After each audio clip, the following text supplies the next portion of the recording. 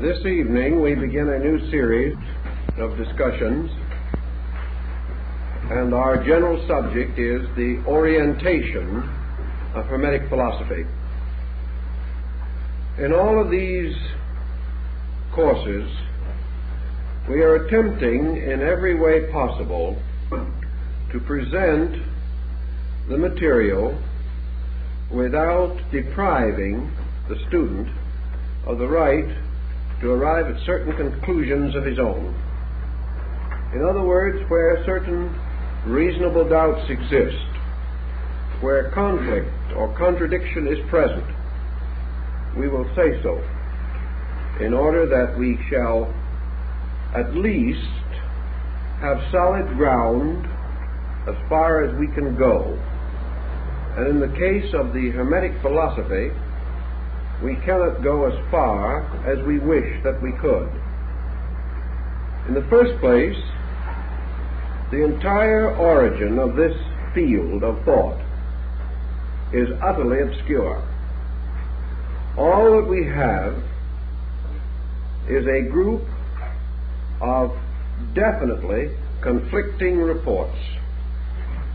But out of the conflict itself, and out of the very circumstances which surround the times and conditions associated with the beginning of the school, we gain some very useful and practical insight. So we will try to sketch the field first historically. It is generally assumed that the only material that we have relating to the general subject of Hermetic philosophy originates in the writings of the ante-Nicene father Clement of Alexandria. Clemens Alexandrinus includes in his work a considerable discussion of a system of Egyptian ritualistic, symbolical, magical metaphysics, which was prevalent at his time. And he wrote with the perspective of the late 1st and early 2nd century A.D. Clement does not, however, actually approach the central problem, namely, who was Hermes. Thus we have to seek in other directions, not nearly as factual or as comprehensive. The standard texts of the present time do not have any general knowledge of how what is called the corpus hermeticum came into existence. The corpus is composed or made up of a series of writings attributed to a mysterious person called Hermes, and often referred to either as Hermes Trismegistus or Mercurius Termaximus in the Latin form. Several efforts have been made to assume that this Hermes was the Egyptian deity Thoth, Thoth, long associated with the concept of wisdom, and considered by many to have become intermixed with the Greek Hermes, particularly during the period of the Grecian pharaohs of Egypt. That is, the dynasty of the Ptolemies, the dynasty immediately preceding the beginning of the Christian era. There is no evidence of certainty, however, that the Hermes of the Hermetic school was actually the Egyptian Thoth. This, however, brings a further matter. Thoth as a deity was worshipped in Egypt for a very long time. It would be safe to say at least for 3,000 years before the beginning of the Christian era. The question naturally arises then, was this deity a deified human being? Did a being or creature by the name of Thoth actually exist at some remote age? The tendency now has been to suggest or suspect that many so-called deities were originally persons, and that through long periods of veneration and infallibility, a kind of deification was given to them by popular esteem. Plato declares that there were at least 5 persons by the name of Hermes in the Greek system. Therefore, that somewhere along the descent of this name, it was bestowed upon persons. Now, 2 possibilities present themselves under this thinking. The first is that the original concept of Thoth as one of the 5 elder deities of Egypt was that he was a god, and like Osiris, was originally a divine being, the basis of a general worship, at least in certain provinces and areas of Egypt.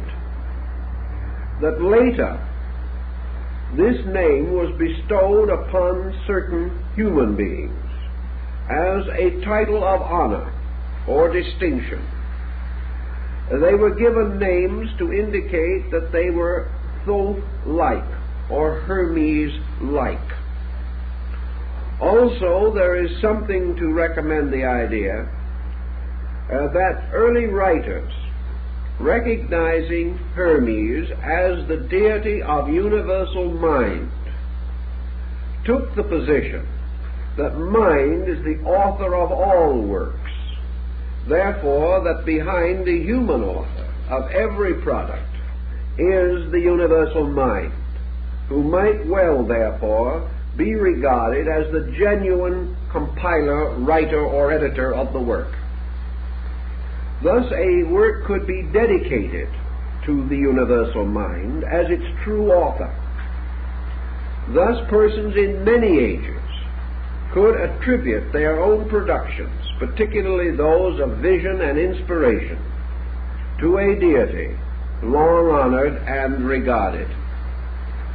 It might then well occur that, as in other religions and in other systems, Thoth-inspired teachers were said to have arisen, becoming the embodiments or incarnations of the principle of wisdom, therefore entitled to bear this name.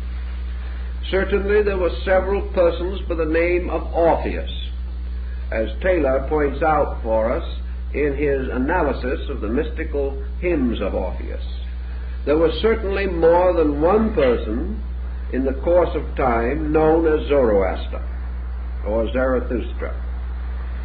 And it is quite possible that the last of the Zoroasters, who is said to have been personally known by Pythagoras, was by no means the first of these fire prophets, but was a distinguished philosopher or mystic or illuminata who had received this name as an honorary title. Thus it is quite conceivable that the name of Thoth or Hermes, because of the peculiar sphere of influence over which this deity was said to rule, could well have been associated with human beings, whereas many other deities might not so readily adapt themselves to this process of humanization, or this process of perpetual or periodic re-embodiment. We then have another thought, which is rather daring, has not perhaps received too much consideration, but might be worth a second glance. Namely, that Hermes, or Thoth Hermes, the final person with whom we are concerned was actually a ritualistic personification. In other words, that this so-called person was the symbolic impersonation of an idea, and that with the gradual passing of time, this person became real, although no one seemed to know where he came from, who he was, or how he departed from this life.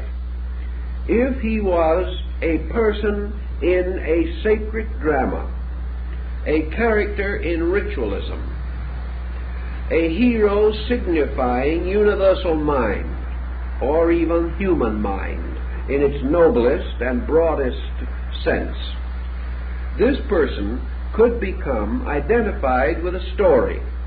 Ritualism could create a life for him, create situations, but these situations would be essentially symbolical rather than literal, although they might be very well set forth in a rather literal appearing relationship. That such may have been the case in the situation involving Hermes is not unreasonable, for we know that even Clement refers to the Hermetic system as broadly and deeply ritualistic.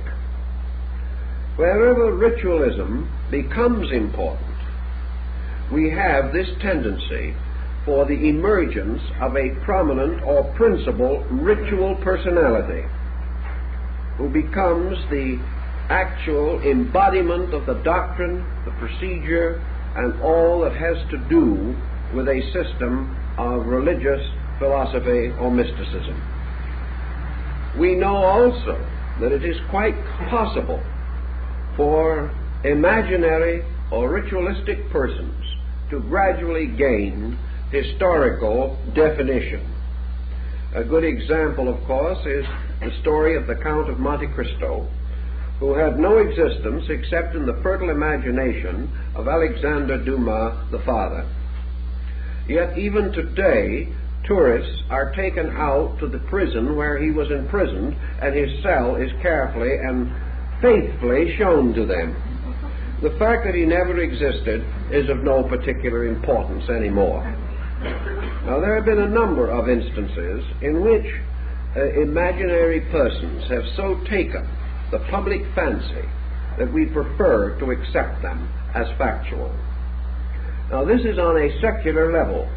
If we add to this the aura of divinity, creating a mystery and framing within this mystery a transcendent being, there is every reason to assume that it might be perpetuated as an historical person. So we have, in summary, about three broad possibilities here. One, that we are dealing with a divinity representing a universal state of consciousness, and that this divinity simply descended into the Greek period of Egyptian philosophy and was regarded as the patron of a school or system. The second is that this divinity was represented by embodiments, and that therefore priestly initiates, teachers, authors, and scribes may have received this name and have therefore been regarded as this person. And the third, that he is a ritual figure, as we will find in many other religions and philosophical systems. With this situation as broadly expressed as we can, we then come to the intricate problem of dating the Hermetic philosophy. Nearly always we must date a subject, particularly an unknown work, by context, by a study of the structure, by a study of the internal ideas presented.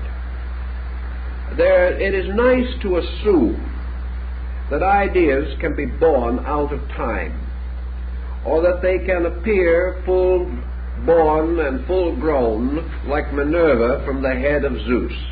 but actually this is very rarely, if ever, the case. Every idea of man is set into a framework of time and place. The average person, and even the average highly informed person, cannot be totally unhistorical.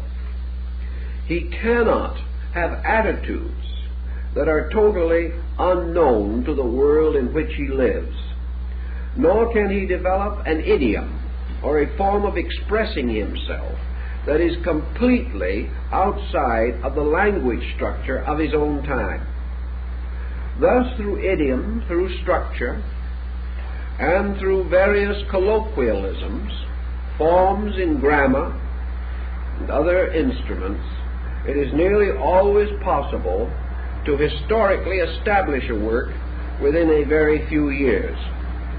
An example of this, of course, a good example, is the early Rosicrucian manifestos.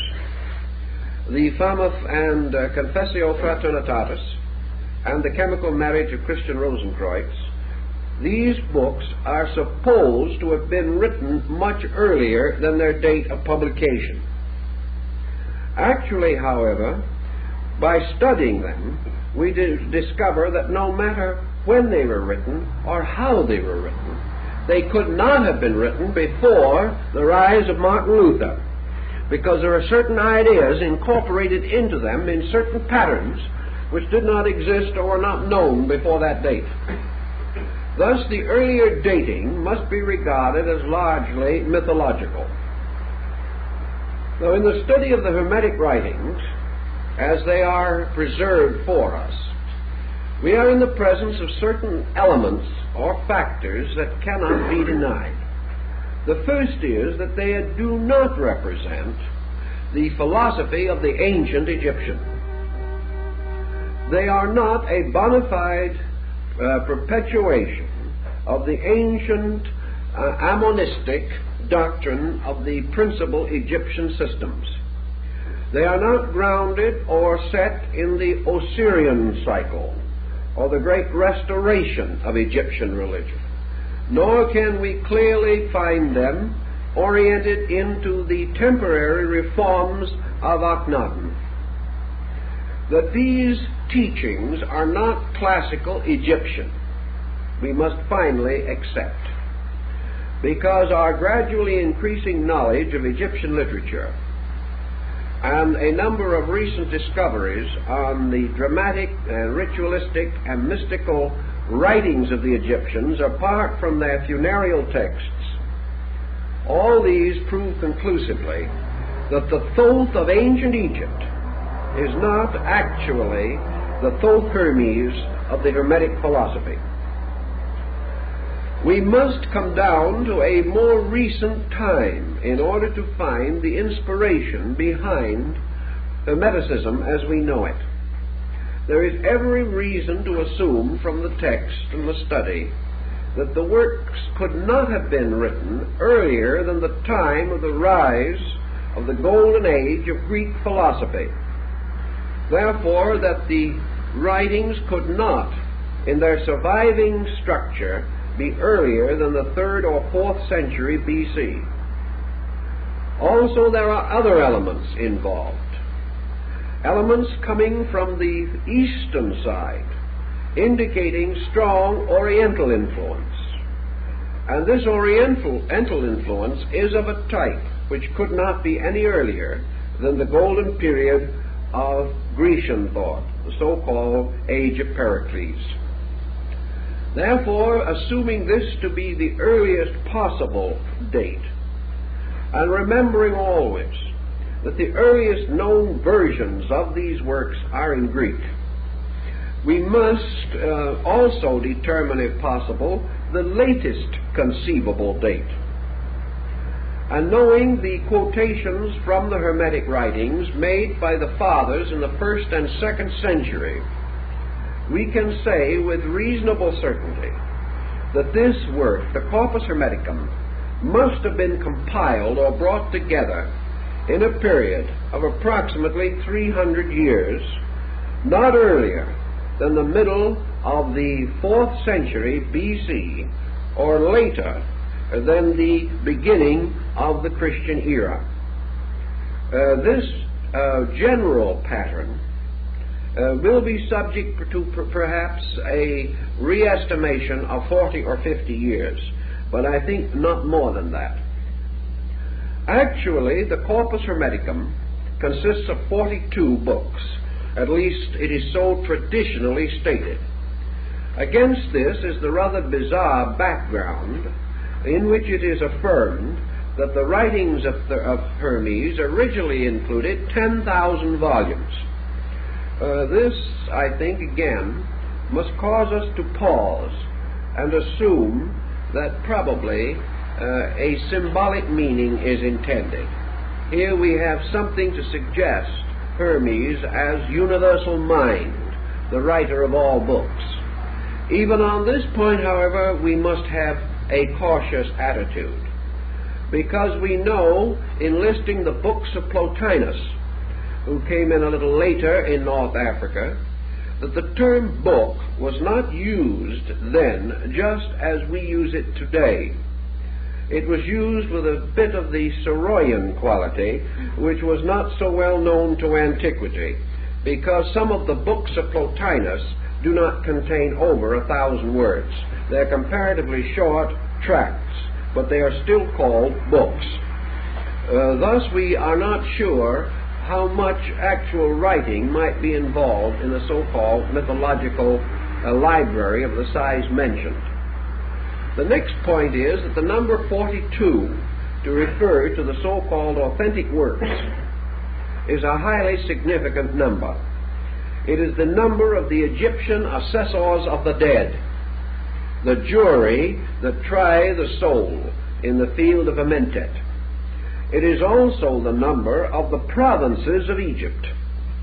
There were 42 nomes, or provinces, and that is why there were 42 assessors, one of the jurors being selected from each of the provinces or nomes and their celestial correspondences in the universe.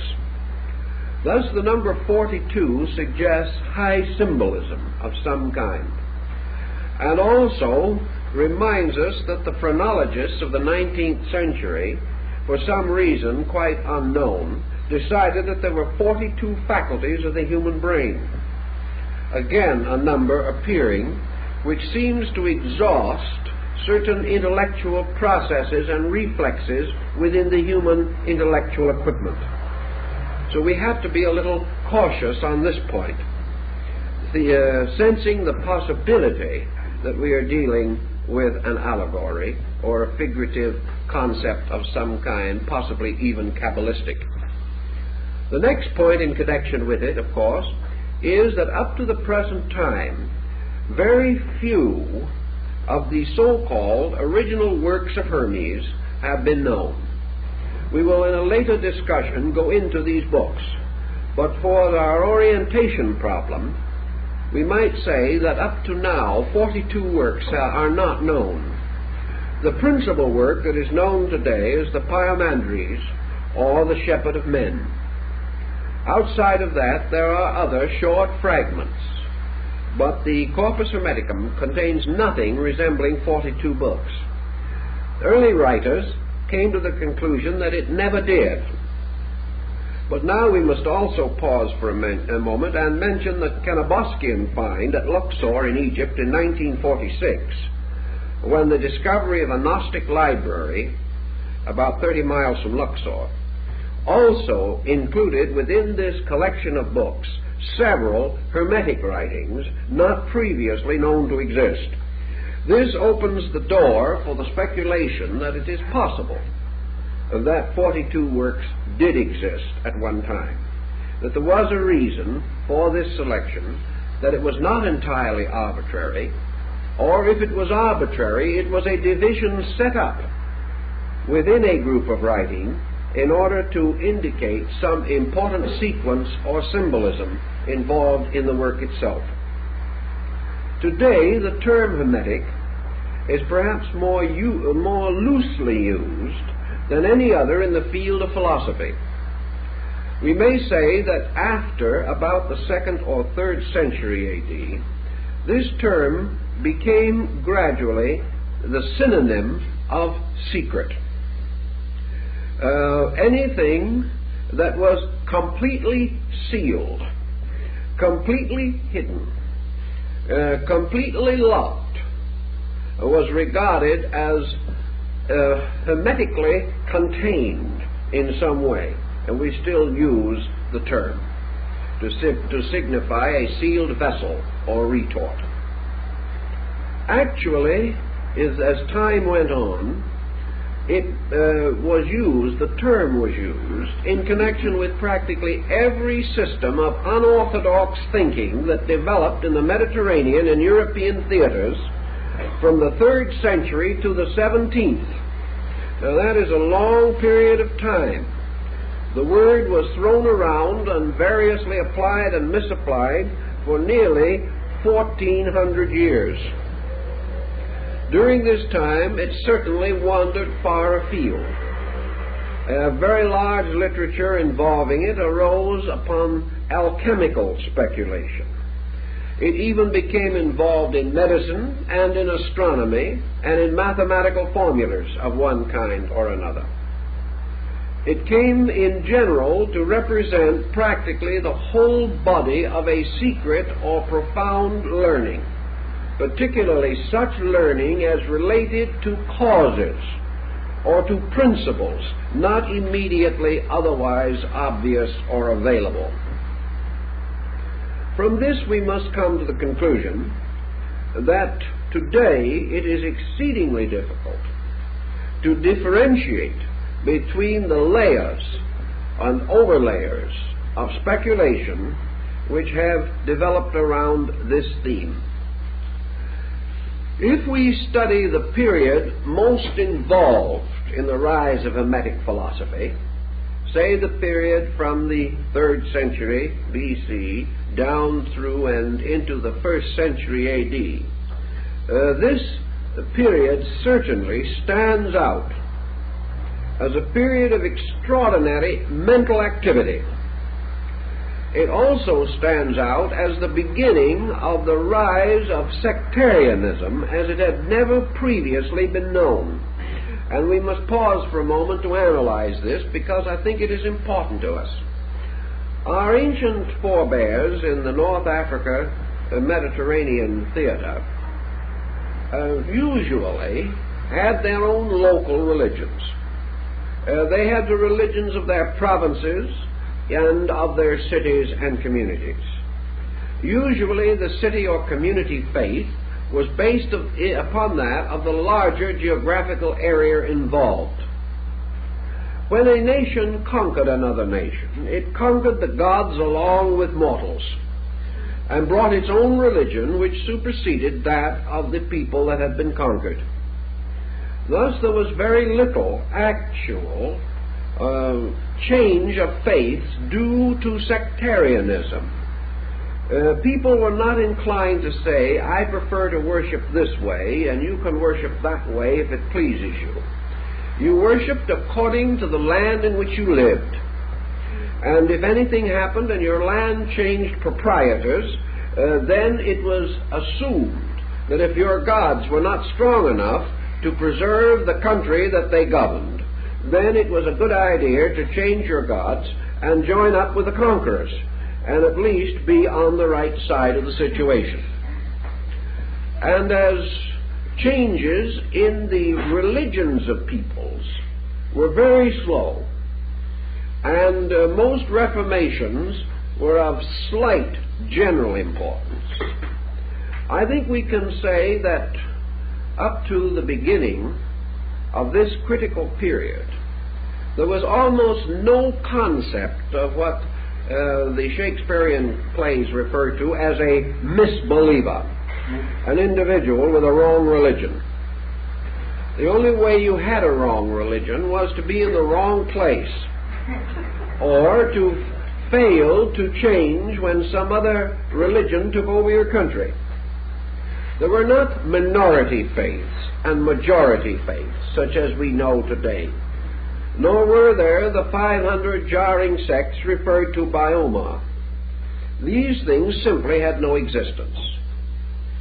There was practically no tendency of anyone to say to another man, your faith is wrong, or your gods are unreal, or anything of that nature. That attitude was foreign to antiquity. Wherever the deities were strong enough to protect you, you worshiped them. And generally, the so-called state religion concept prevailed. And if you were within the state, you held to its faith. If you traveled from another country, temporarily as a merchant or someone of that nature, and you came within the area of a deity different from your own, it was assumed that there would be a certain fraternization among the gods also. Your belief was held with respect, but it was very unlikely that you would be able to convert anyone to it in the new area. You were there as a guest. Your God was there as a guest of the local deities, and everybody expected everybody to take a nice attitude about the whole thing. All of a sudden this changed, and changed in an extraordinary way. There gradually developed, in an incredibly short time, considering the motions of these days, a difference of attitude involving the total rejection of certain ideas as false and superstitious, the imposing of an entirely new group of ideas, and the division of peoples into schismatic groups, bitterly antagonistic to each other, and frequently ready to persecute and martyr the members of other faiths. This was a new and different situation. It arose with the changing of certain patterns, and we still are not too sure of what caused these patterns to change. But individuals living quietly within the atmosphere of their local gods did not change without cause. And this cause was not revelational. This cause was historical, social, and political. It had to be, because it had to strike into the lives of many persons of different minds and in different localities, in whose lives and thoughts such ideas had not previously existed to a degree that there is any historical record of them. Something happened, and we must begin to try to find out what did happen. One of the things that probably contributed very strongly to this situation was the rise of the Roman Empire. The Romans were the first great colonizing people of our knowledge. Also, they were the outstanding exponents of a way of life based upon commerce, exchange, and economic procedures. The Roman actually carried his religious philosophy more lightly than any other recorded ancient people. To him, religion was secondary to business. Of course, it's quite incredible that such should be the case, and we can hardly imagine it, although we're in exactly the same spot today. The Roman had his religious services, and he had his prayers, but he was perhaps the first man to pray for the inconvenience of his competitors. He very definitely invited the gods to work a hardship on anyone he didn't like. He also was perhaps among the first to pray for profit and for these material concerns which were comparatively secondary in the religious life of ancient peoples. He was also confronted with a situation that perhaps disillusioned him, or on another way of looking at it, opened him to the modern attitude on religion. In the process of colonizing and conquering and extending the boundaries of his domain until the Roman, in his glory, controlled most of the known world. In this procedure, it was necessary for him to absorb, govern, direct, and integrate into the great pattern of the Roman political structure more than 100 different peoples. These peoples, each with their own religions.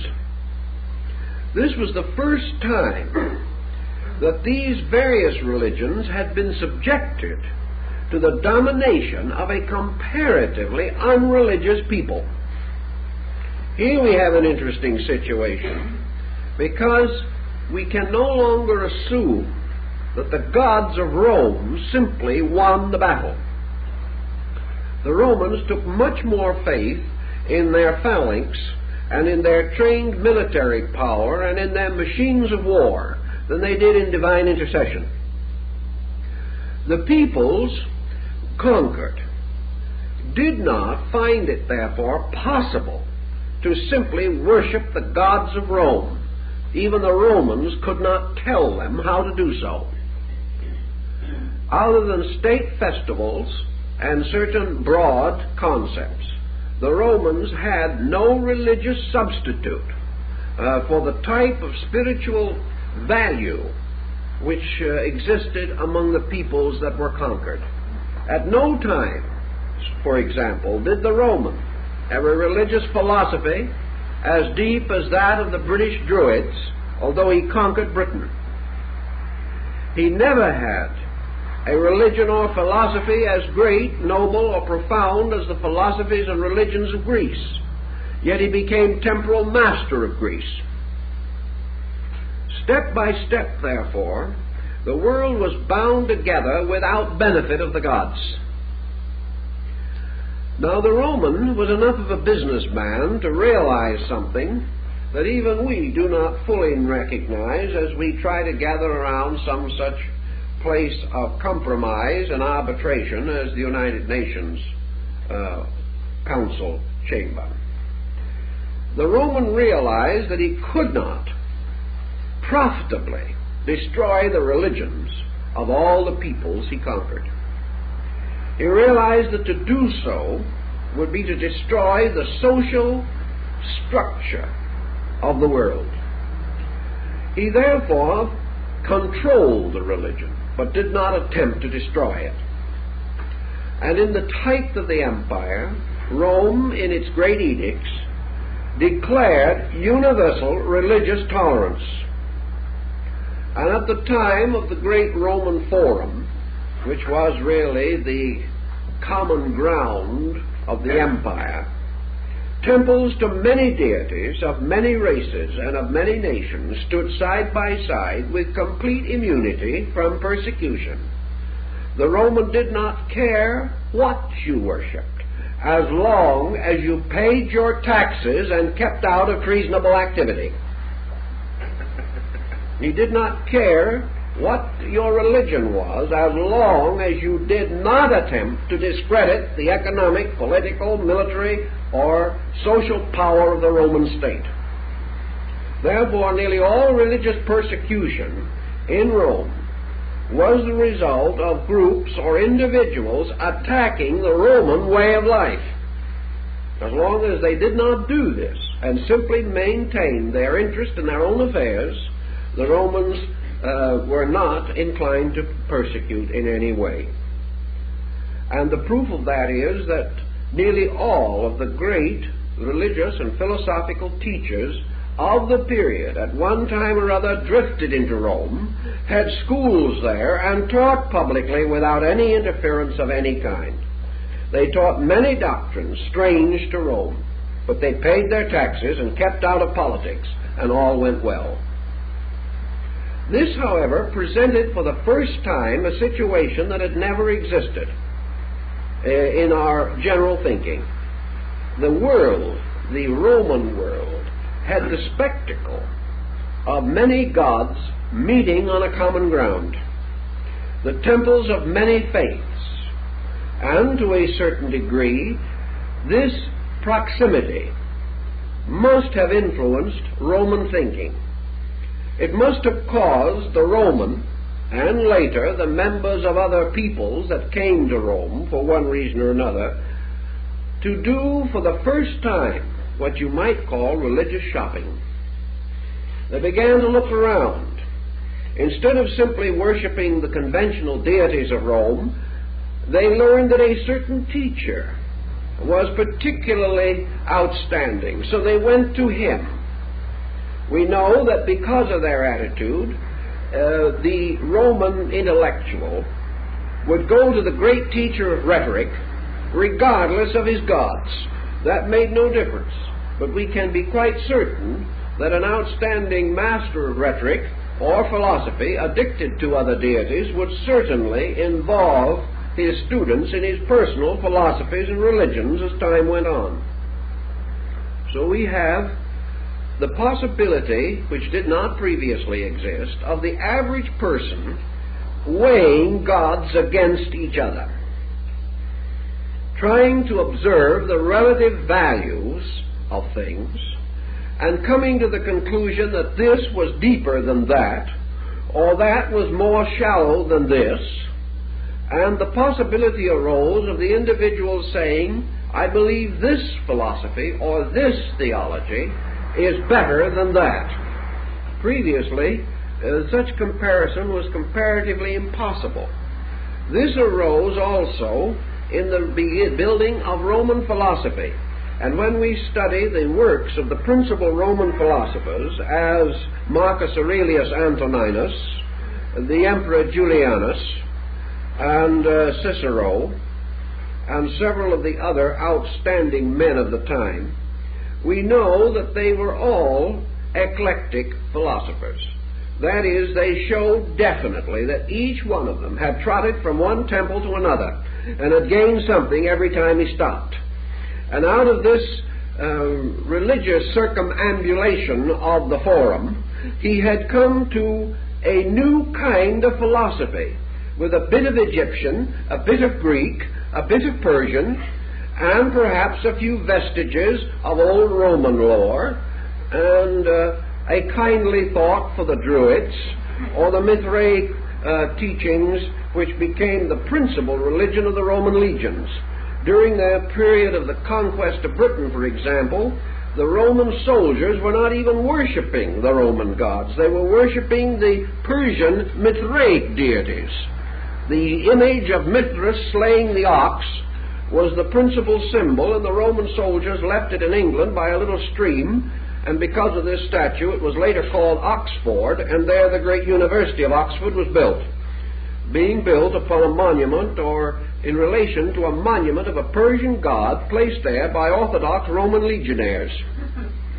Now you begin to see that we're in what might be termed a polyglot situation. Rome made possible, in fact made inevitable, that discriminating persons who previously probably had never visited far from their own lands were now able, within Rome itself, or in Alexandria under Roman control, or in Athens under Roman control, or in Antioch under Roman control, or Ephesus, all of these great polyglot centers being then Romanized politically, that they could go to these centers, or living in them could enjoy extraordinary educational and cultural opportunities. That in any one of these cities a dozen great teachers might be flourishing together, not as in Greece, divided by their arts and sciences primarily, but now divided in the total religion, philosophy, and idealism which dominated their systems. There is no doubt that without such a situation, Gnosticism, a polyglot belief, could not have come into existence. Neoplatonism could not have arisen to the condition of general recognition which it enjoyed. There would have been very little possibility of the ascent of Manichaeanism, which was another one of these polyglot beliefs, nor would we probably have had Hermetic philosophy. They all seem to be more or less involved in this pattern. We also find rising in areas under general broad Roman influence, such as Judea, the rise of the Essenian cult, later the Kabbalists, and in North Africa the Jewish sect of the Therapeutae. We find men like Philo-Judaeus arising in this pattern for the first time, writing a work on religion in terms of comparative religion, in which, instead of deriving his total message from his own faith, he immediately began to use other faiths as means of explaining his own. This situation may be said to have broadly existed just at the critical period that most interests us. Nor can we overlook the fact that Christianity rose at precisely the same time, and that Christianity, as a structural faith, bore witness within itself again of a highly complicated intellectual, moral, aesthetic background, a background in which from the very beginning Christianity stood out against, for instance, the background of Orthodox Judaism. Here we have a faith emerging by a strenuous reform. Here we find this faith spreading almost like wildfire, extending through a highly conditioned society. Had Egypt, with its old gods, had its old impregnable position, had the ancient deities of Greece been firmly and completely dominant, and had the Latinized Greek gods of Rome had the strength and domination and complete authority that they had in the times of Numa, or even in the period of the first Caesars, we could not have imagined any polyglot or heterodox faith spreading through these areas without an immediate reaction that would have almost exterminated it. Instead of that, we find it reaching people who are already inquiring, who are already a little uncertain, who are already disillusioned in something. The great note of Judaism of the time was disillusionment. The ancient gods of Israel had not preserved their people from the tyranny of Rome or the tyranny of Herod. The old vows had been broken. The punishment of deity was upon a delinquent people. All these explanations, man's moral effort to avoid or evade the inevitable fact that as a sovereignty he had been defeated and enslaved. All this turmoil, all this increasing doubt, the power of Rome took away from nearly all these other peoples the absolute faith which they previously had in their own deities, and gave them no immediate transference of that faith to any other group of deities. And gradually out of this confusion appears to have arisen a kind of intellectual individuality, perhaps best represented by your eclectic philosophy.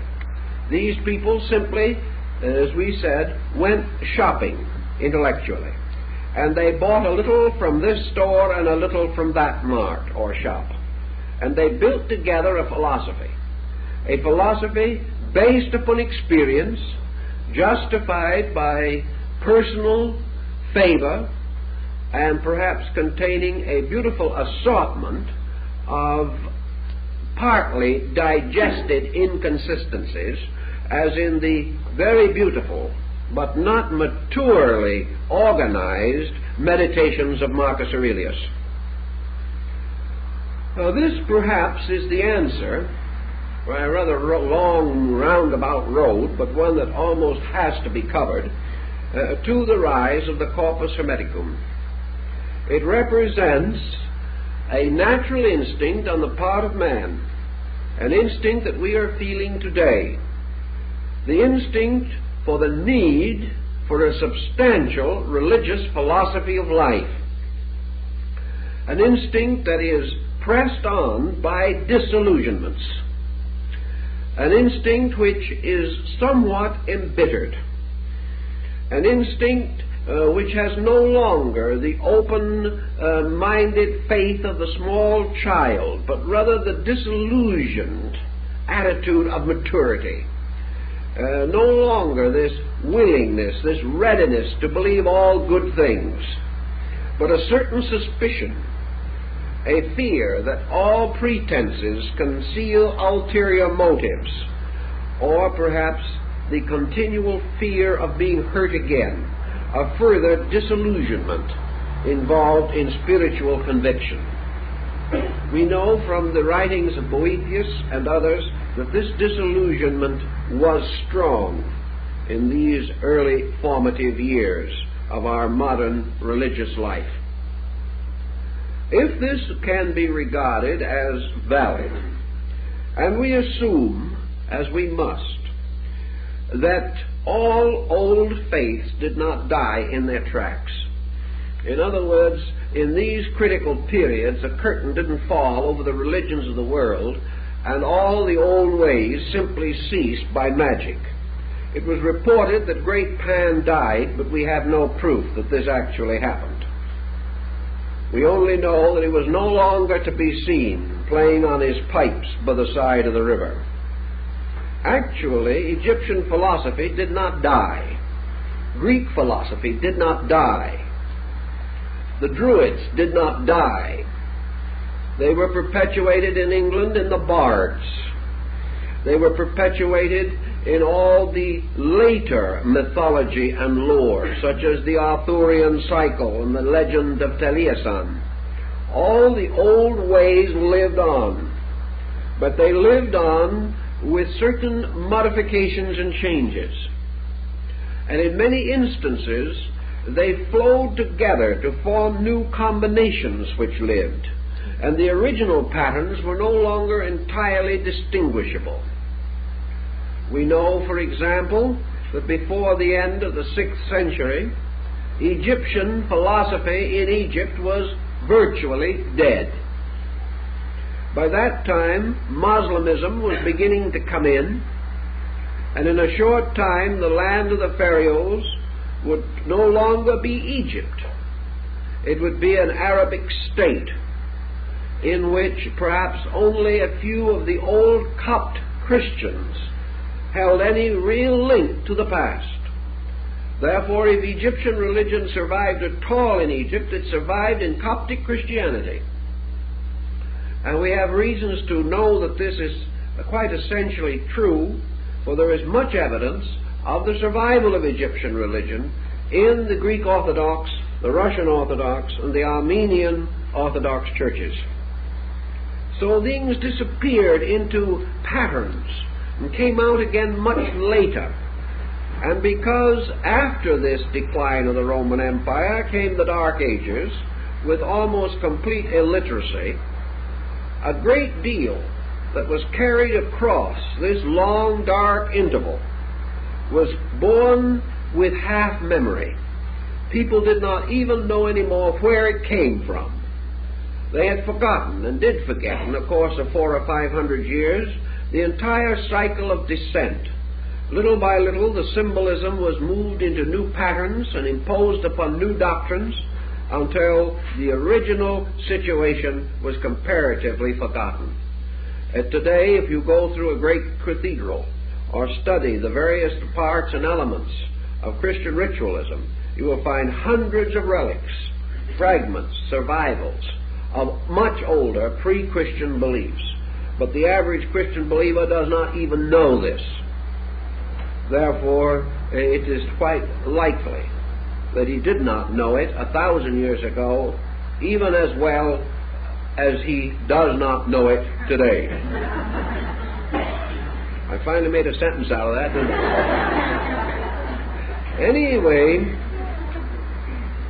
out of the polyglot of Greek, Egyptian, some Syrian, possibly some Hindu, and other Asiatic faiths, we seem to find 2 or 3 important groups emerge. One of these groups was most certainly the Hermetic.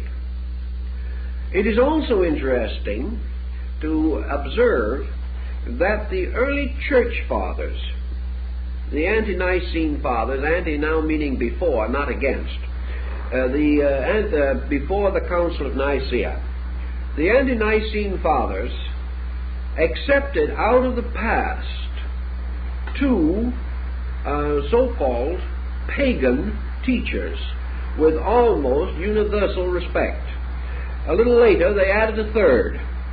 The first two that they accepted were Plato and Hermes, and the third, who became popular a little later but retained his popularity beyond either of the others, was Aristotle. And by the rise of medieval Christianity, Aristotle was held in just about as high a regard as any of the prophets or patriarchs. Christianity became Aristotelian, whereas in the early part of it, it was essentially Platonic. But that these church fathers in the first, second, and third centuries should not have resented either Plato or Hermes is itself an interesting point. It means that they recognized in these systems certain truths or certain realities which could not be denied, or which were so stated that they could be Christianized to the benefit of the new faith. What then was the basic point upon which so much of this depended? And apparently this basic point in both cases was the definition of deity. The Gnostics had an entirely different definition of deity, so they were almost completely rejected.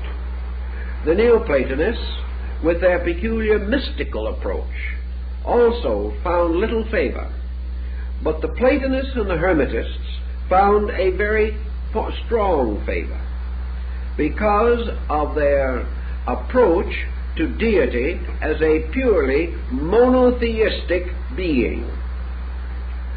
Therefore, we must say that Hermetic philosophy introduces strongly, sometime slightly before or at about the period of the Christian era, a totally monotheistic concept of God. Now this is interesting because it has been called a pantheistic monotheism. Not a polytheistic, but a pantheistic. In other words, the one deity of Hermes and of Plato was a deity within creation, not a deity outside of or brooding over creation. The attitude of Hermes is the same as the attitude of St. Paul, the God in whom or in which, and we are told that probably the original of the New Testament statement was also in which we live and move and have our being. Thus the deity of Hermes was an all-enclosing spiritual principle, and this essentially is also the Logos of Plato. Thus the belief in one God seems to have endeared these two schools to the early rising Christianity, and to have caused the Christian church, particularly in the period of its great apologists, the same air received all offerings, and men beginning to look around observed that the offerings were usually similar. They then went on a little further and they discovered that the same number of deities were in the different sanctuaries, and that the deities of similar definition had similar appearance and attributes. And we must not assume for a moment that antiquity was essentially stupid. These individuals observing these things could only come to one possible conclusion, namely, that there were strong similarities, even identities, between these faiths. And after all, they had 1,200 or more years to catch up with the idea that the Egyptian pharaoh Akhenaten had already expressed, namely that there never had been but one God, and that all men worshipped him under different names. The Romans and other peoples under their dominion had the opportunity to see this worshipping under many names. And out of this came perhaps the idea that the basic reconciliation lay in the fact that there was one basic divine principle, and that this divine principle, variously named and defined, was the principal deity in all these pantheons. We observe men like the Emperor Julian contemplating this very thoughtfully and strengthening our belief that such could have been the case when he gave us his two great orations, one to the sovereign Son and the other to the Mother of the Gods. He tells us beyond doubt that his own contemplations have shown him the universality of a divine principle. Consequently, it is not necessary that this should have been imposed upon men, either by the Christianity or by Hermeticism. Already philosophy had acknowledged it, but in the old days, when nations were separate and the commerce between them was very slight, peoples of various nations did not know the beliefs of their brothers and their neighbors. Gradually, as this knowledge improved, we became more aware of these things, the public mind itself inevitably produced this concept of the overdeity. The deity that did not destroy the other gods, nor was this deity merely one becoming victorious and gaining special veneration. It was a new dimension of deity, a permeating, penetrating, universal power, a power in which all things shared, and which was the common life of all living.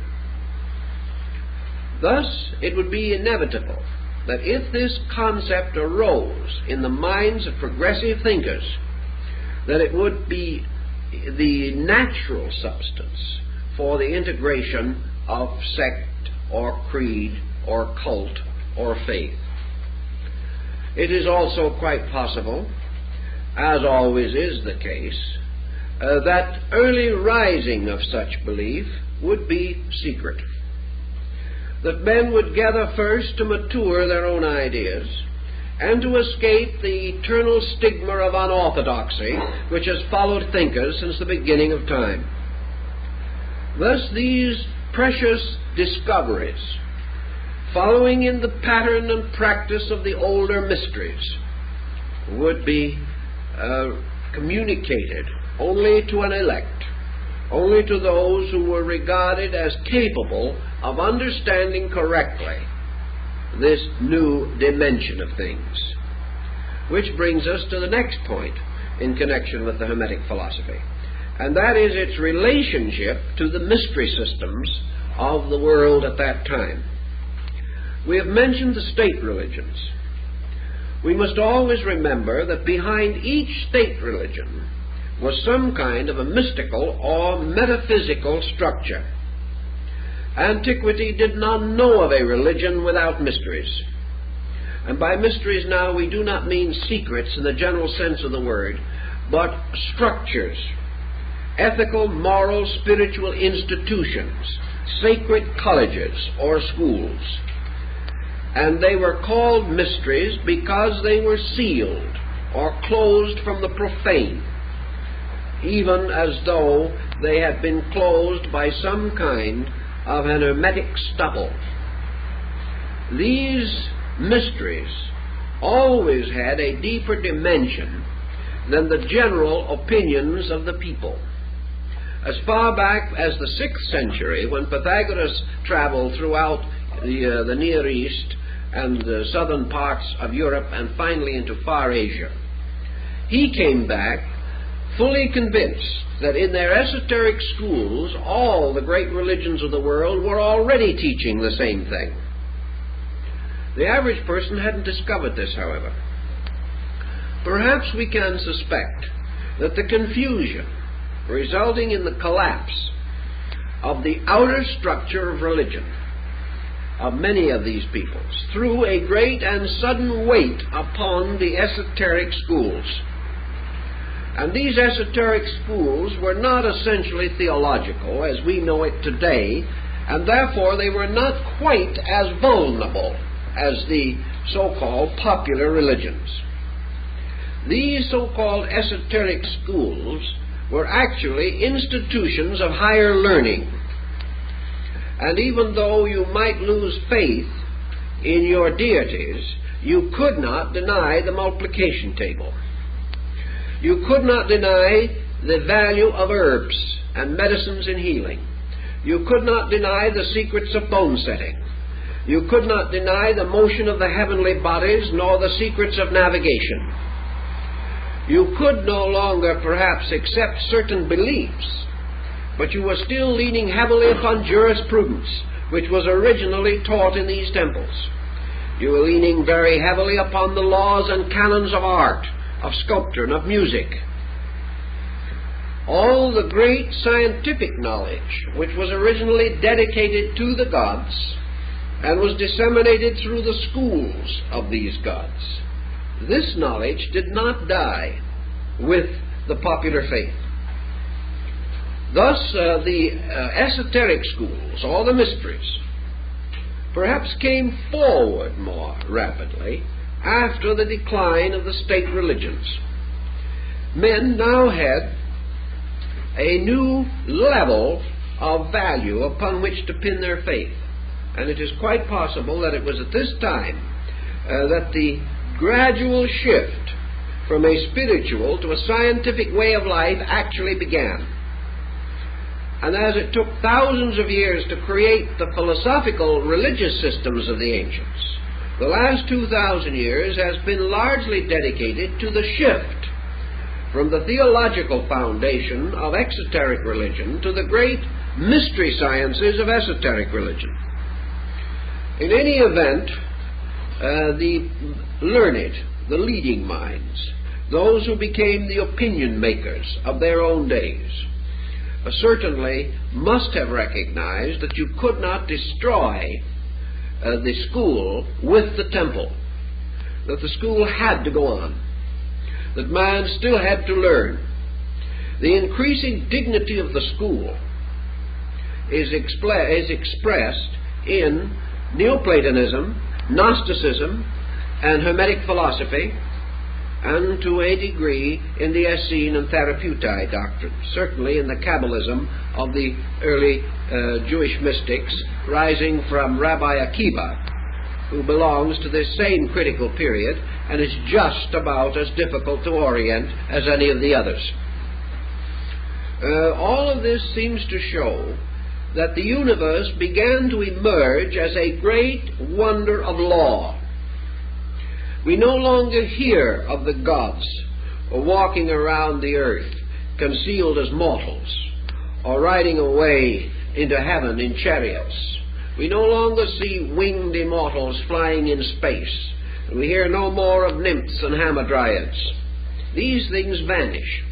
Instead of that, we begin to hear of the teachers, the great illuminators, those who came with extraordinary knowledge, those who made possible the advancement of arts and sciences, and those who gradually transformed the beliefs of men into a kind of moral philosophy or ethical system, a system based almost entirely upon the philosophic premise of adjustment to disillusionment.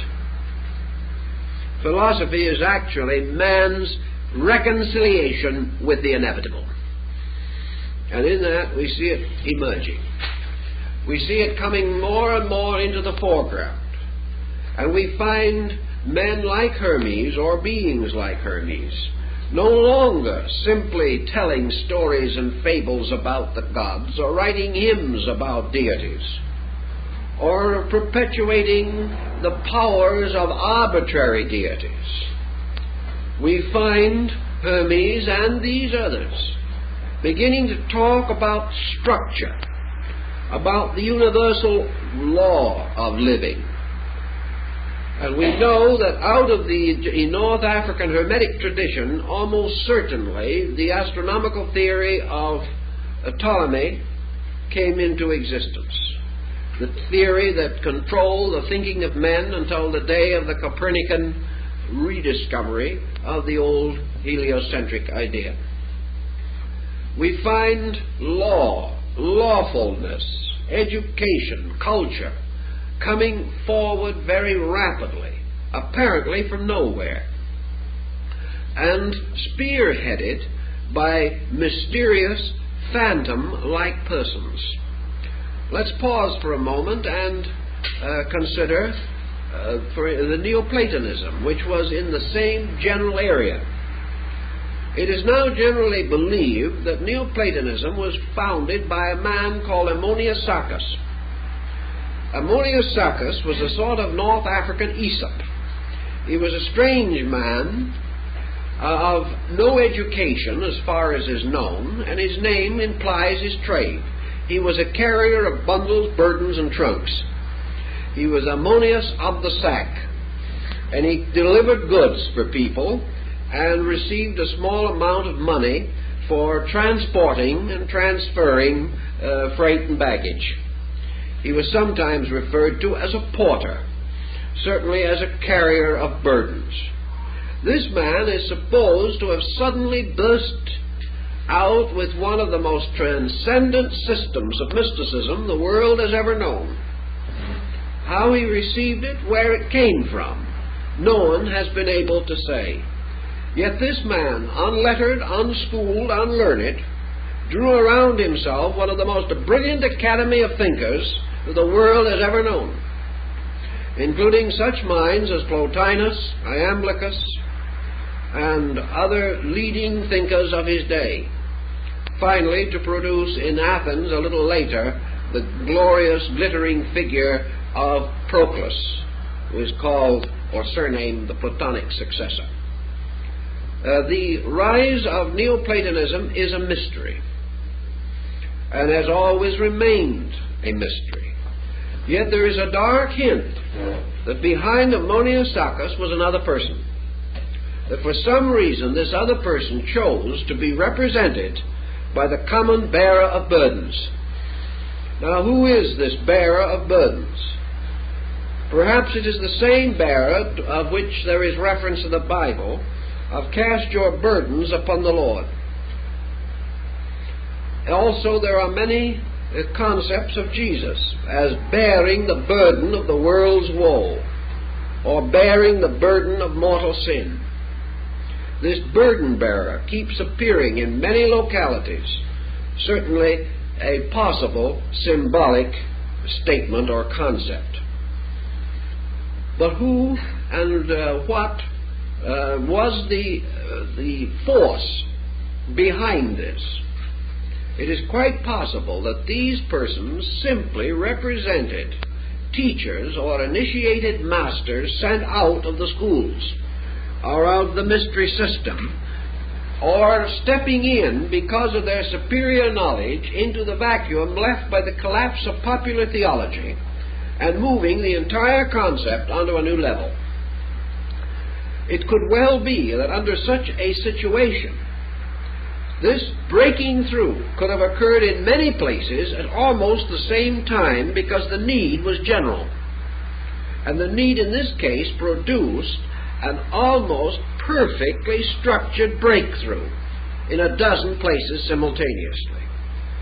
We may assume that these were inspirational, but we may also assume that the temples were the source of the inspiration, for they had been for a very long time. Furthermore, as soon as this breakthrough occurred, as soon as the world in general began to think scientifically, philosophically, cosmologically, and to begin to use the instrument of symbolism with a certain intuitive apperception, the moment this breakthrough took place, the mystery schools vanished. And from that time in the Western world we heard no more of them until a very much later date, hundreds of years later, when we find the rising of Christian mysticism in Europe. But probably 1,000 years passed, and the great institutions of Eleusis and Samothrace, the ritualistic temples of Memphis and Luxor, Karnak, the great temples of Egypt, particularly Memphis of the White Walls, all these disappeared. We find, for example, that with the rise of Christian mysticism in Syria, the Essenes disappeared, and no one has the slightest knowledge of what happened to them. They vanished. The moment the breakthrough took place, the old schools that had been the custodians of the lore and had only accepted candidates under oath and obligation, the schools vanished. The one possible solution to this is that once the arcana, or the secret of the schools, the knowledge which they had so long religiously guarded, became public, their own existence ceased. Because you cannot maintain a secret that is out, nor can you initiate people to gain a special knowledge which they can gain without it. The level that these schools represented then moved into society to become an objective, recognized system. In the hundreds of years that followed, we have the building upon these foundations, because this revelation of laws was a pretty tremendous thing, and it brought out foundations that could not be immediately exhausted nor fully built upon. It has taken centuries to build upon these foundations, even as far as we have today.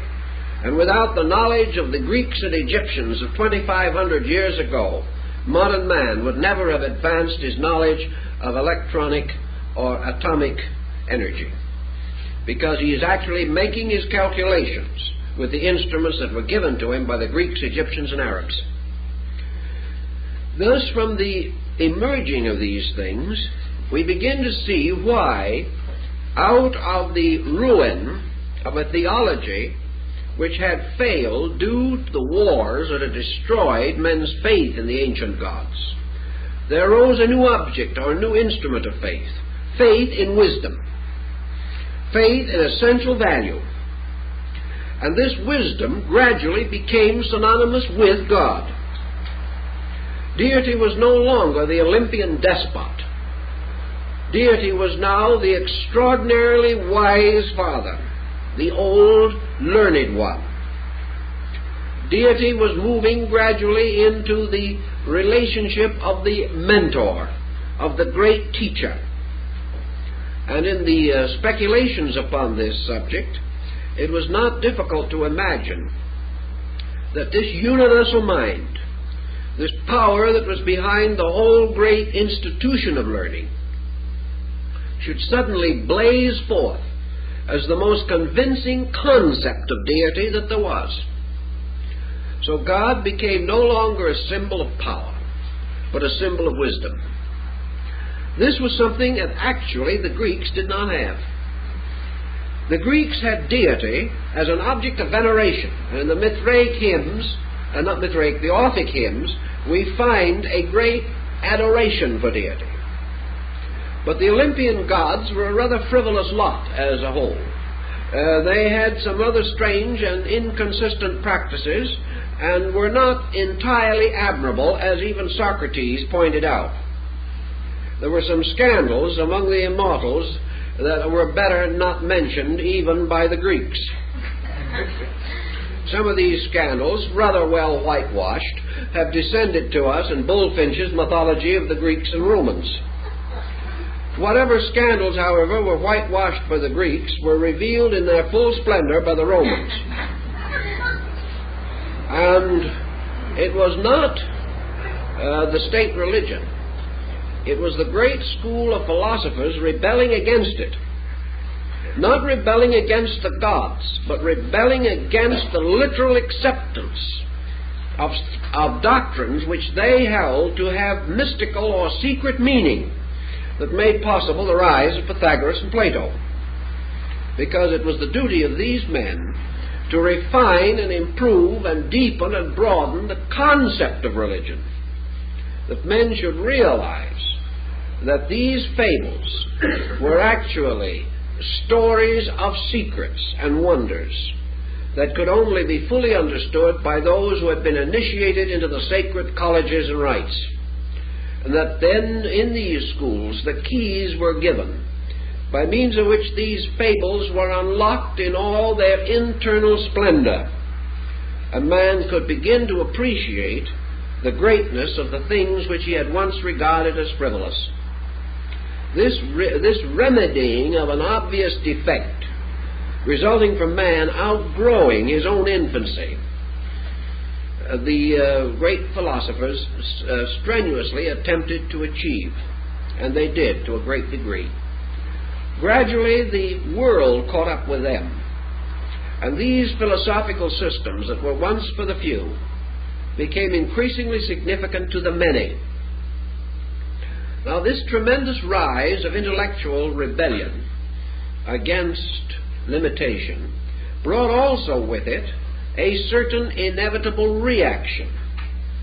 We find, for instance, a very interesting thing, that as soon as the public mind began to be highly philosophy conscious, the philosophers gradually became mystics. The leaders departed from this pattern also, and began to emphasize a purely theistic, intuitive approach to deity. It seemed as though they instinctively realized that intellectualism would run the whole thing into the ground finally.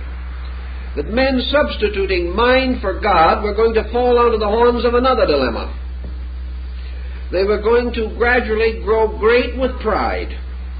They were going to worship their own thoughts, and they were going to adore the products of their own mind, and they were going to lose the basic intuitive power which comes only from humility. Thus, even at the beginning, you see the struggle taking form that was finally to emerge.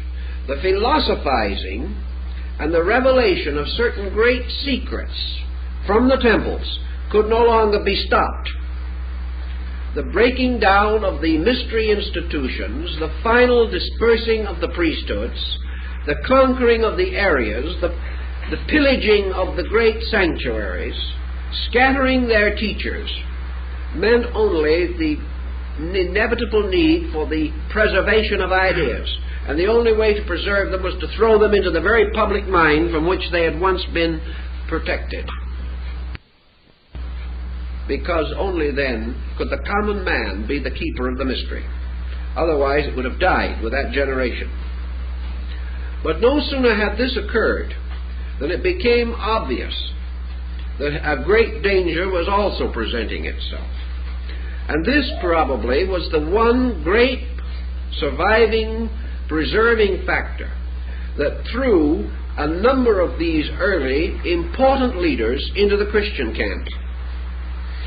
Here was an important control or directive against the rising of the wisdom principle to the point of mental arrogance.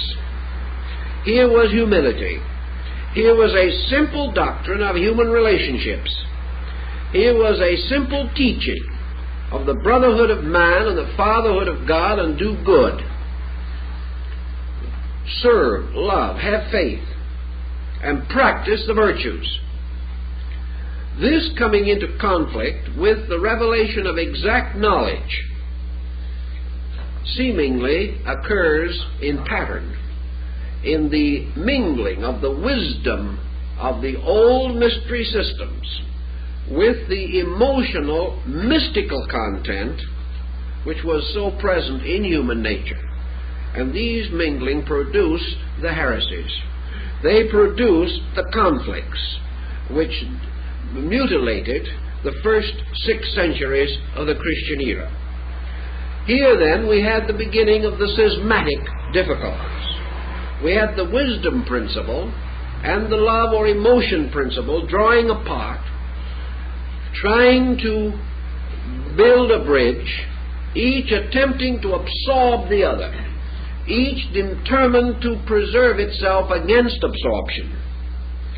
and finally, in many instances, parting as foes, and each going its own way, deprived of the most valuable of all factors, that which would have been reconciliation, the bringing of these things together, so that we could have had an enlightened love, and we could have had a truly spiritualized, human, idealized wisdom. The dividing of these two groups has never been completely overcome. But the mind, being by nature a dominant and inquisitive instrument, has continued to dominate and has continued to lead man into intellectual segregation ever since that time, until today mind dominates practically every attitude and action of the human being. Our Hermetic problem, then, seems to deal with the breakthrough in North Africa of certain secret instructions. We know that the priests of Amun-Ra, those who wrote the rituals of the dead, those who gave the ancient Egyptian Amunism, and later the Osirian religious cult, those who swung their censers before the altars of the great old gods, these priests, with their chants, their rituals, their rites, and their ceremonies, were not the builders of the pyramid. The builders of the pyramid were mathematicians, masters of geometry, deeply versed in astronomy, possessors of exact sciences. These exact sciences, therefore, moved behind the surface of Egyptian religion. And Dr. Preston pointed out that he told me one day that he was convinced that the Egyptian hieroglyphics have at least two different methods of being read.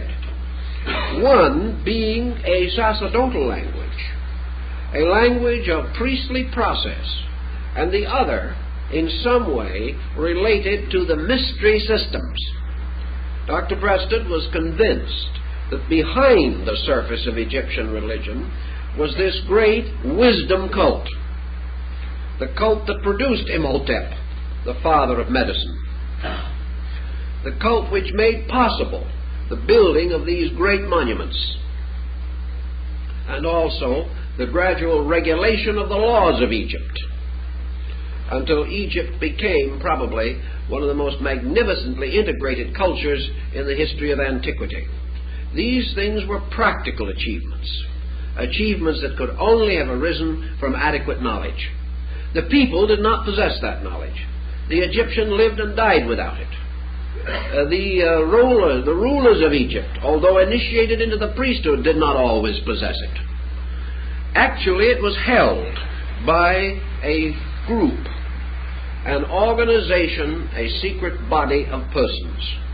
And this secret body perpetuated itself by rites and ceremonies, as described by Plutarch in his Mysteries of Isis and Osiris. This breaking through in Egypt seems to have given us the basic principles of Hermetic philosophy, because these principles deal with certain things, the true nature of deity. The true nature of deity, here interpreted as the eternal mind, which brings all things into existence by the power of thought. Thus, Thoth, thought, Hermes, Mercury, gives us the concept of a world that exists in the divine mind, a projection and manifestation of the eternal thinker. And he tells us that the world is the non-eternal thought of that eternal thinker, that all things are supported on the warp and woof of thought, Thoth, for our word thought comes from his name. This being, therefore, which is the creating power, creates by will, creates by the exercise of secret attributes. This deity is not a highly glorified Louis XVI. This deity is not the Zeus of ancient Greece, nor the Jupiter of the Latins. This is a mystery God, a God without form, of which all things are the form, a God without dimensions or proportions, but containing all dimensions and proportions within its own nature, a God of 7 powers, which are 7 arts and sciences, and a God ruling by the inevitable motion of its own being, and this motion absolute law. When we begin to see this, we begin to see that we are escaping from most of the type of thinking that wrecked antiquity. We are moving forward into something, and we do not know how it was concealed as long as it was, but that it appeared spontaneously in many areas, and that it is intimated by men like Pythagoras and Plato, who were initiates, to have existed, intimated by Apuleius and Plutarch, to have existed, referred to arcanely by Cicero and Seneca, known to the Emperor Julian as the result of his own initiation at Ephesus, and appearing again in the apocalyptical writings of the New Testament. These factors, breaking through, seem to tell us beyond any reasonable doubt that this structure of the Corpus Hermeticum was the beginning of, or one of the beginnings, of the effort to build a complete scientific philosophical foundation under the collapsing religions of antiquity. That this information had been previously perfected, and that the outstanding examples of this perfection would be found in the great architectural and legal documents of antiquity, such as the Code of Hammurabi, probably the earliest and one of the most enlightened of all legal codes. That it is to be found concealed in various ways in the proportions and dimensions of ancient buildings. That it roots in mathematics. That it roots in subjects so ancient that we cannot even trace their beginnings. That there was also a consistent, integrated concept of the solar system, of the universe, of space, of time, of energy, and all of these things, which certainly form no part of the decadent ceremonials of the old later Roman priesthood, whose principal concerns were to be sure that they had the right cap on and that they were wearing the red slippers, without which they could not perform their sacred duties. And when asked why they wore the red slippers, the answer seemed to be because their forefathers had sacrificed animals and stood with their feet in the blood. These things became a kind of orthodoxy, but behind it always was this other, greater thing. And when Julius Caesar sacrificed to the gods as emperor deity, he certainly did not know these other things, or he would not have conducted his life in the way that he did. So this double body of learning came out, and we find it striking in Syria through the Syrian Gnosis, and in Alexandria through the Alexandrian Gnosis, through the Corpus Hermeticum, through the Neoplatonists, and through the rise of Christianity and the impact of Essenian and Therapeutae thinking in North Africa. All of this body of material arising almost at the same time, all with the same basic dimension of released thinking, and also, for the first time, polarized thinking. You'll remember that when medicine was still in the sanctuary and was serviced by priest physicians, that there were no legislations in Rome for the deportment of a doctor. The moment, however, medicine left the temple and physicians became secular, it was necessary within 10 years to create one of the most elaborate legal systems in the world to prevent medical malpractice. The moment the sacredness of the thing was removed, the moment there was the secular physician, there was the need for medical reform, almost within the day. The same thing happened in this intellectual field. The moment the knowledge of the power, potential, and possibility of the human mind was equipped with the instruments of knowledge, instruments which Cicero and Seneca also mention, Immediately, it was necessary to create legislation, real or theoretical, to prevent the abuse of knowledge. And from that time on today, we are still trying to find out how to prevent that abuse, and we have not by any means succeeded. Against this abuse, we have thrown a great moral framework. And today, even in our present emergency, we are using religion to combat the destructiveness of materialistic scientific thinking. And by an instinct, without any actual integration, without anyone being able as a person to require it or demand it, the age of atomics has resulted in the greatest age of religious revival the world has had in at least 1,000 years. So back in the first century, the rise of a great scientific concept of life threw immediately into perspective the need for this great religious reform. So the scientific phase of it, the philosophical phase of it, and Christianity as the religious phase of it all came into existence together. Each part of a need, each essential to an orientation. Now, what was the actual wisdom orientation of that time? Were the individuals involved in that revelation actually as wise as some think they were, or as foolish as some others think they were? Can we honestly say today, looking back upon the first century, that those people knew anything that we do not know? I think we can be almost forced to answer in the affirmative that they did. Because actually, in order to exhaust what they knew, we have to exhaust something which we have not yet exhausted. And that is the instrument by means of which we are capable of creative knowing. It is one thing to copy the past, which we have done. It is one thing to take a Roman sewer pipe and make a better one today.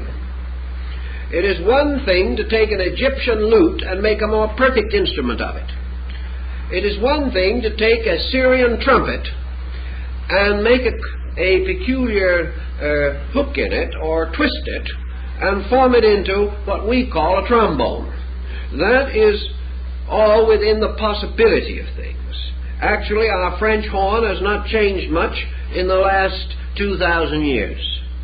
It is quite possible to take a piece of Coptic or Greek fabric and create new ways of weaving it. It is possible to use the Greek mathematical theory and find constant applications for it. But these do not represent the basic point. Sometime, somewhere, someone created geometry.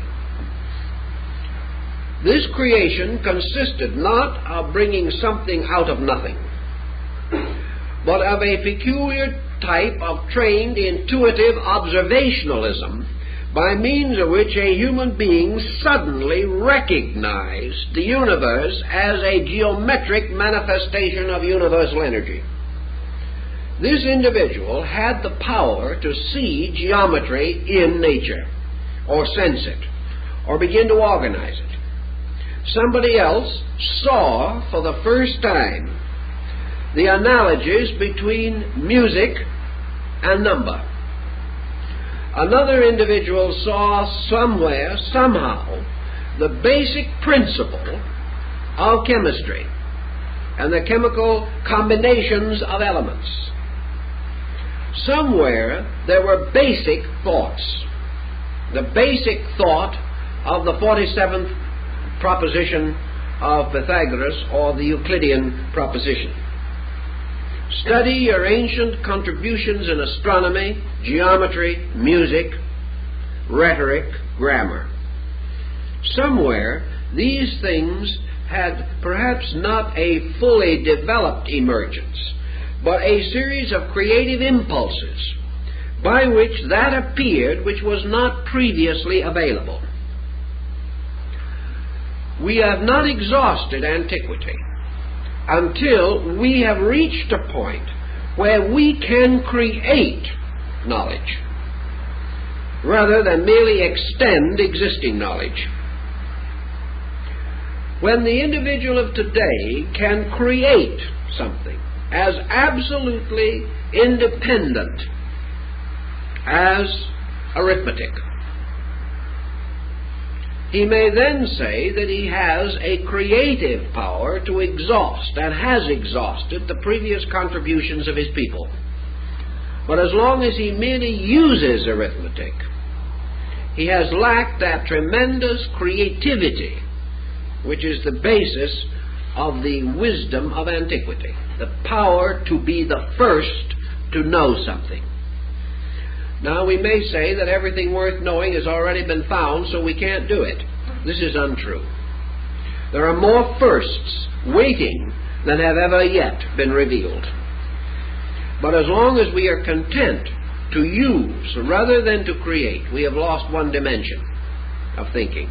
And that dimension is the very thing that the Hermetic doctrine is concerned with, namely man's ability to become conscious within and of the universal mind itself, so that every individual creates with the mind of God, or with the universal divine intellect. Thus, the end of all knowing, according to the Hermetic system, is that men will not think about God or think of God, but think with God.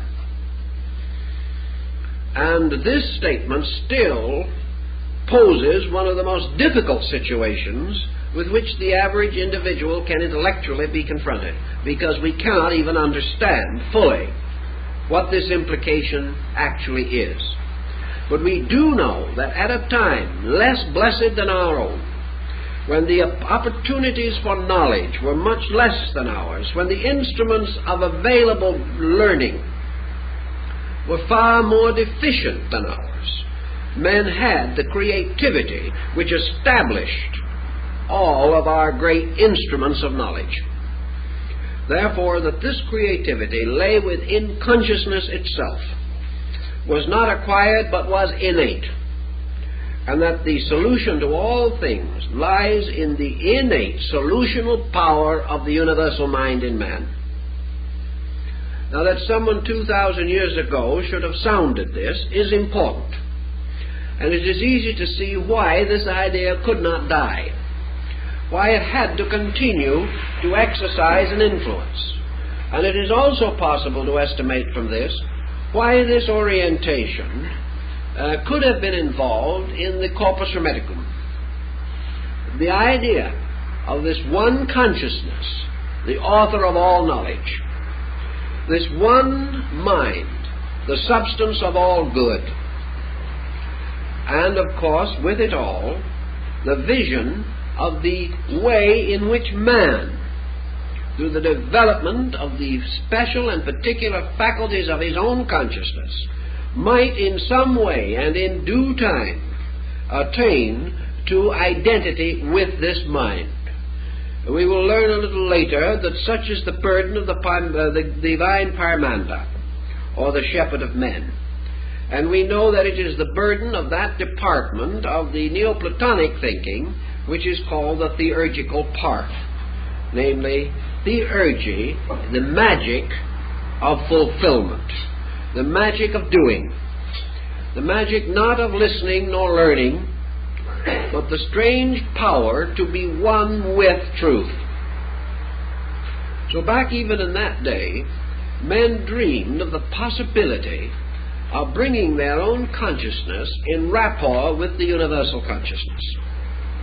And the secret books of Hermes and the mysteries of the Hermetic doctrine were in one way or another concealed in this, or were concerned with it. Thus, the moment we apply this key to alchemy, we change the entire perspective of these chemists. The transmutation of ignorance, the transmutation of not knowing into the state of pure enlightenment. The creation of the universal medicine, truth itself, which alone can heal all the sickness of ignorance wherever it is distributed.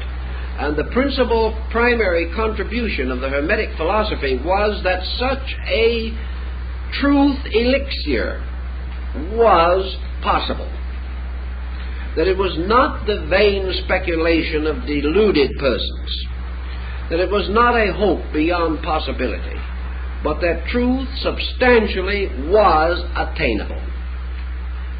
Perhaps not immediately, perhaps not totally, but that the motion toward truth was the motion toward solution of every problem, internal and external, as far as problem could beset man or any of his attributes.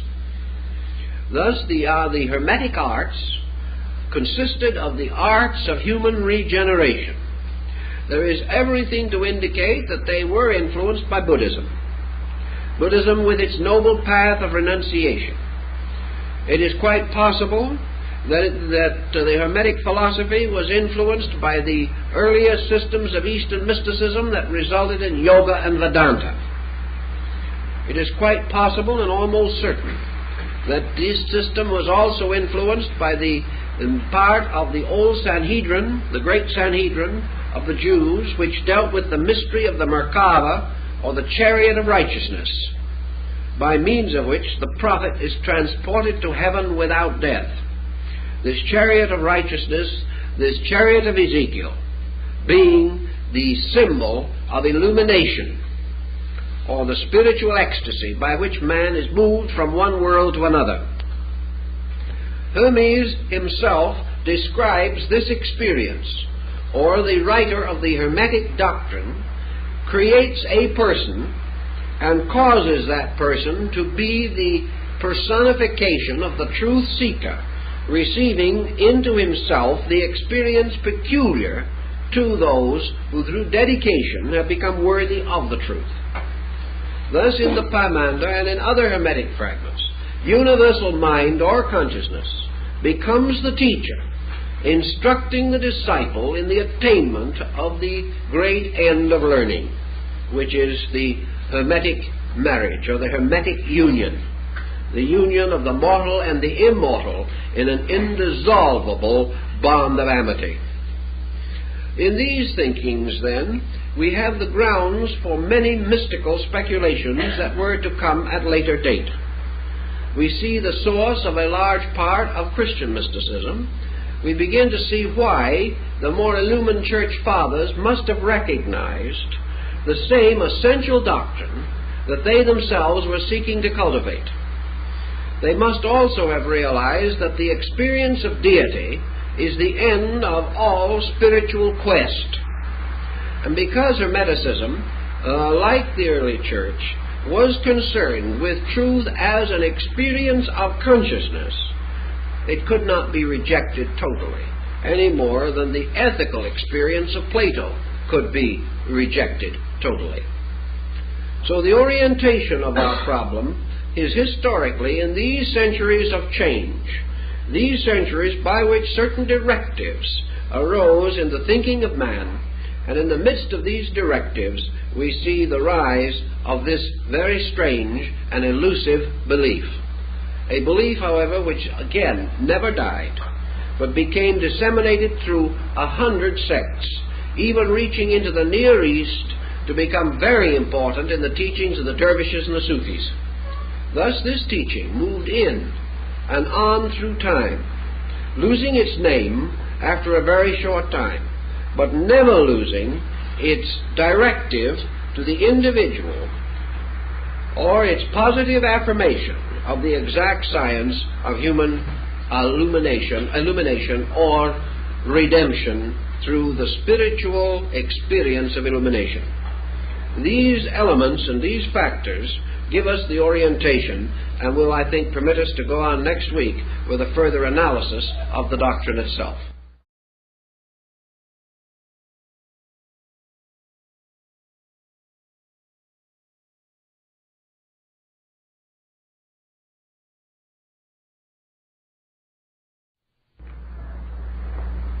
This evening we begin a new series of discussions,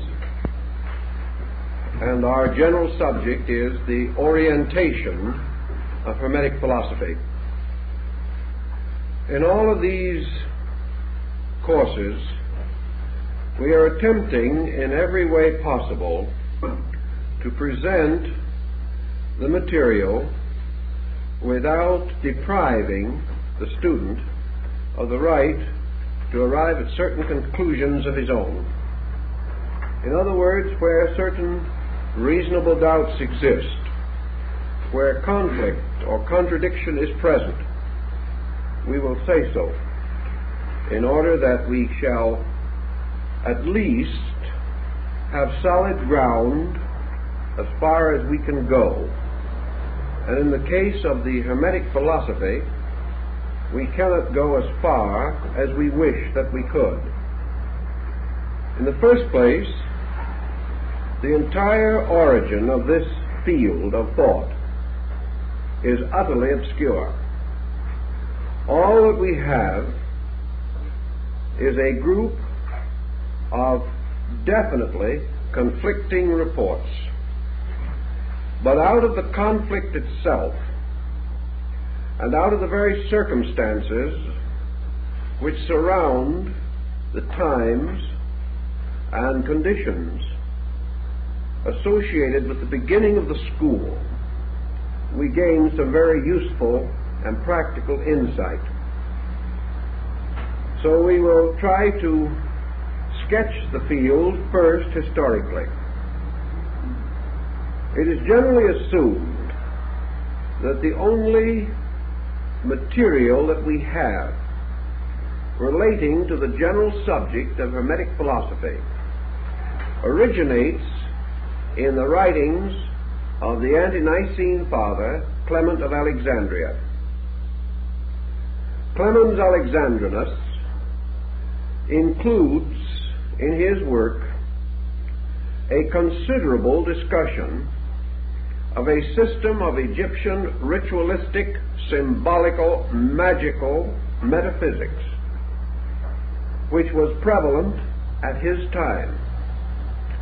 And he wrote with the perspective of the late 1st and early 2nd century A.D.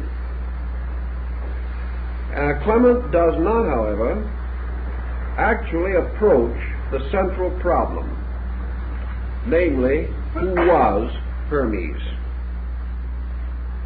Thus we have to seek in other directions, not nearly as factual or as comprehensive. The standard texts of the present time do not have any general knowledge of how what is called the corpus hermeticum, although no one seemed to know where he came from, who he was, of how he departed from this life. If he was a person in a sacred drama, a character in ritualism, a hero signifying universal mind, or even human mind in its noblest and broadest sense, this person could become identified with a story. Ritualism could create a life for him, create situations, but these situations would be essentially symbolical rather than literal, although they might be very well set forth in a rather literal appearing relationship. That such may have been the case in the situation involving Hermes is not unreasonable, for we know that even Clement refers to the Hermetic system as broadly and deeply ritualistic. Wherever ritualism becomes important, we have this tendency for the emergence of a prominent or principal ritual personality who becomes the actual embodiment of the doctrine, the procedure, and all that has to do with a system of religious philosophy or mysticism. We know also that it is quite possible for imaginary or ritualistic persons to gradually gain historical definition.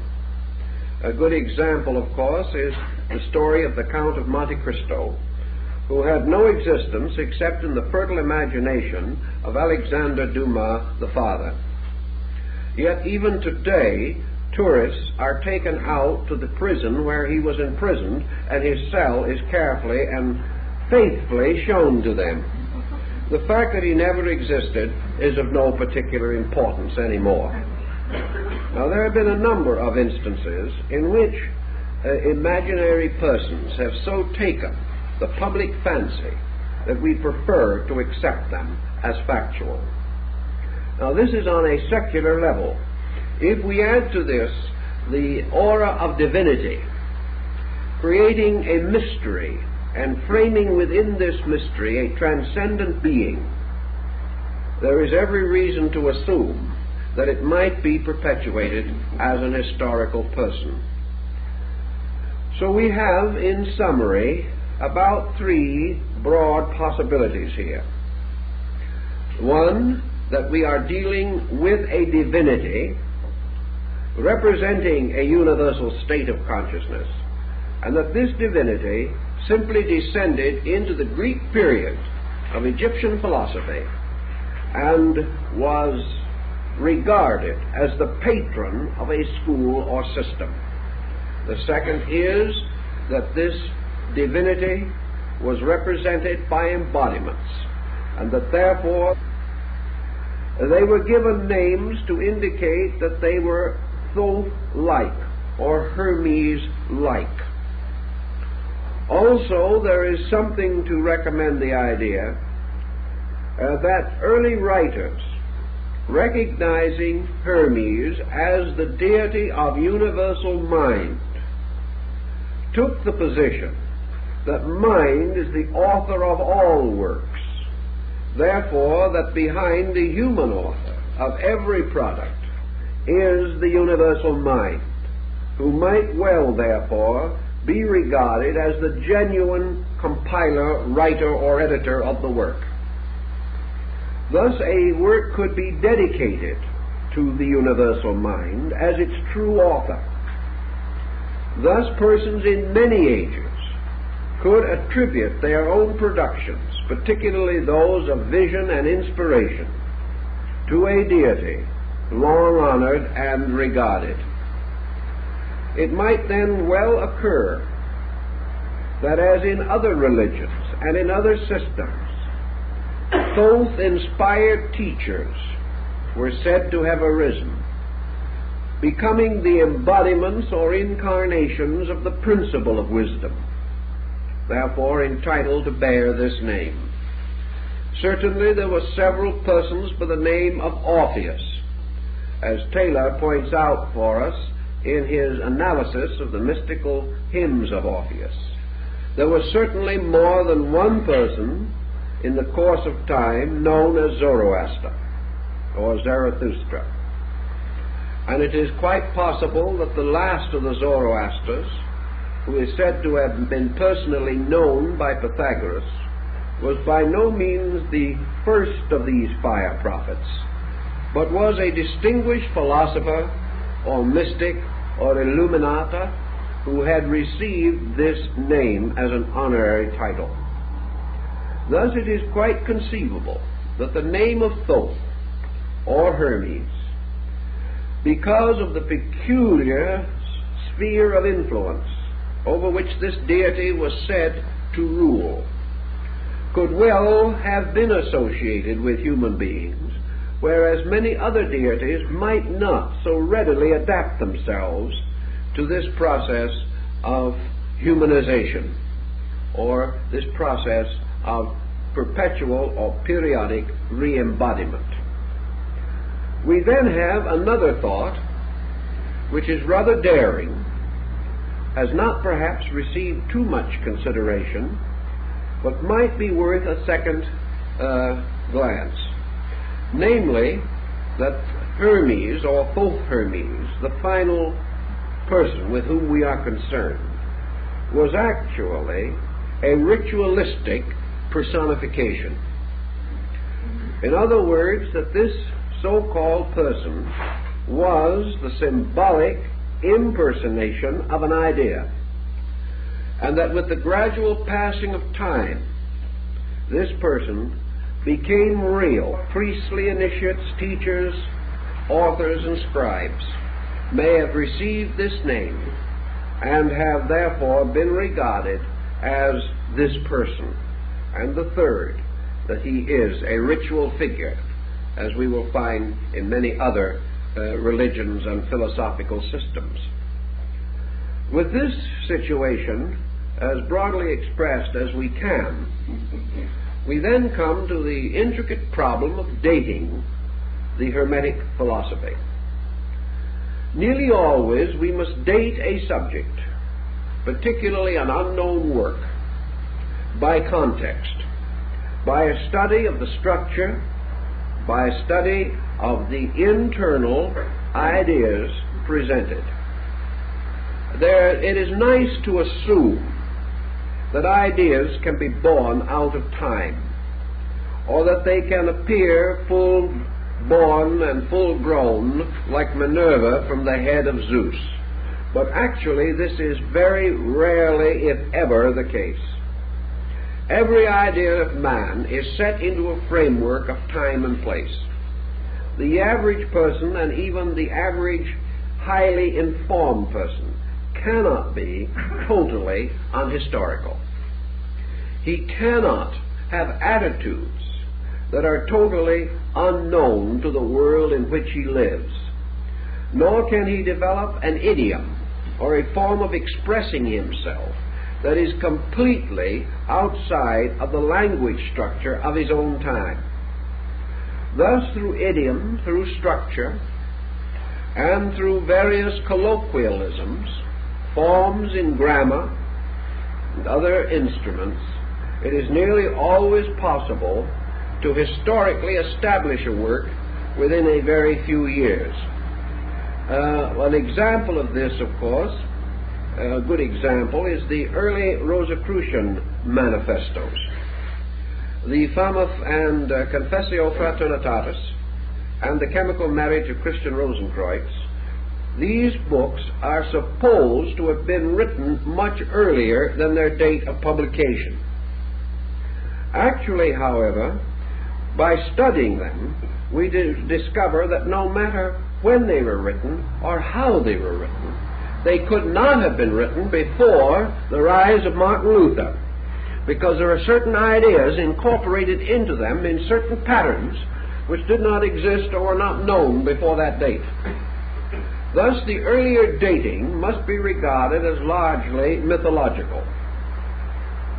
Now, in the study of the Hermetic writings, as they are preserved for us, we are in the presence of certain elements or factors that cannot be denied. The first is that they do not represent the philosophy of the ancient Egyptian. They are not a bona fide perpetuation of the ancient Ammonistic doctrine of the principal Egyptian systems. They are not ground came into existence. The corpus is composed or made up of a series of writings attributed to a mysterious person called Hermes, and often referred to either as Hermes Trismegistus or Mercurius Termaximus in the Latin form. Several efforts have been made to assume that this Hermes was the Egyptian deity Thoth, Thoth, long associated with the concept of wisdom, and considered by many to have become intermixed with the Greek Hermes, particularly during the period of the Grecian pharaohs of Egypt. That is, the dynasty of the Ptolemies, the dynasty immediately preceding the beginning of the Christian era. There is no evidence of certainty, however, that the Hermes of the Hermetic school was actually the Egyptian Thoth. This, however, brings a further matter. Thoth as a deity was worshipped in Egypt for a very long time. It would be safe to say at least for 3,000 years before the beginning of the Christian era. The question naturally arises then, was this deity a deified human being? Did a being or creature by the name of Thoth actually exist at some remote age? The tendency now has been to suggest or suspect that many so-called deities were originally persons, and that through long periods of veneration and infallibility, a kind of deification was given to them by popular esteem. Plato declares that there were at least 5 persons by the name of Hermes in the Greek system. Therefore, that somewhere along the descent of this name, it was bestowed upon persons. Now, 2 possibilities present themselves under this thinking. The first is that the original concept of Thoth as one of the 5 elder deities of Egypt was that he was a god, and like Osiris, was originally a divine being, the basis of a general worship, at least in certain provinces and areas of Egypt. That later, this name was bestowed upon certain human beings as a title of honor or distinction.